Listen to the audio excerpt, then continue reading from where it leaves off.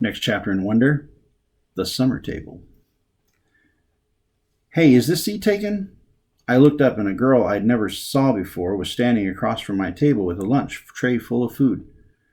She had long, wavy brown hair and wore a brown t-shirt with a purple peace sign on it. No, I said. She put her lunch tray on the table, plopped her backpack on the floor, and sat down across from me. She started to eat the mac and cheese on her plate. Ugh, she said after swallowing the first bite. I should have brought a sandwich like you did.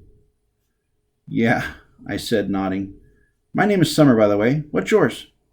August. Cool, she said. Summer. Another girl came over from the table carrying a tray. Why are you sitting here? Come back to the table. It was too crowded, Summer answered her. Come sit here. There's more room. The girl looked confused for a second. I realized she had been one of the girls I had caught looking at me just a few minutes earlier, hand cupped over her mouth, whispering. I guess Summer had been one of the girls at the table, too. Never mind, the girl said, leaving. Summer looked at me, shrugged, smiled, and took another bite of her mac and cheese. Hey, our names kind of match, she said, as she chewed. I guess she could tell I didn't know what that meant. Summer, August, she said, smiling, her eyes wide open as she waited for me to get it. Oh, yeah, I said after a second.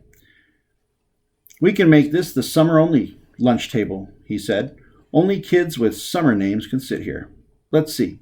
Is there anyone named June or July? There's a Maya, I said. Technically, May is spring, Summer answered.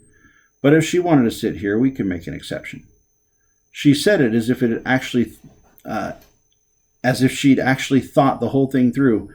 There's Julian. That's like the name Julia, which comes from July.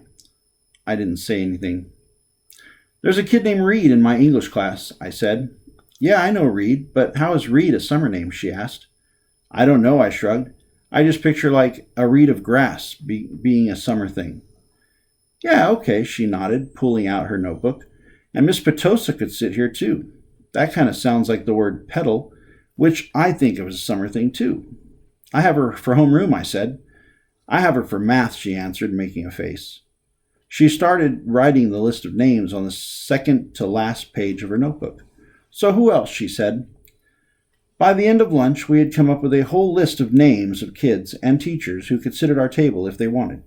Most of the names weren't actually summer names, but they were names that had some kind of connection to summer. I even found a way of making Jack Will's name work by pointing out that you could turn his name into a sentence about summer, like Jack will go to the beach, which Summer agreed worked just fine.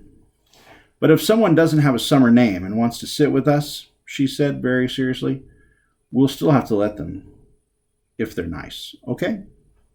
Okay, I nodded, even if it's a winter name.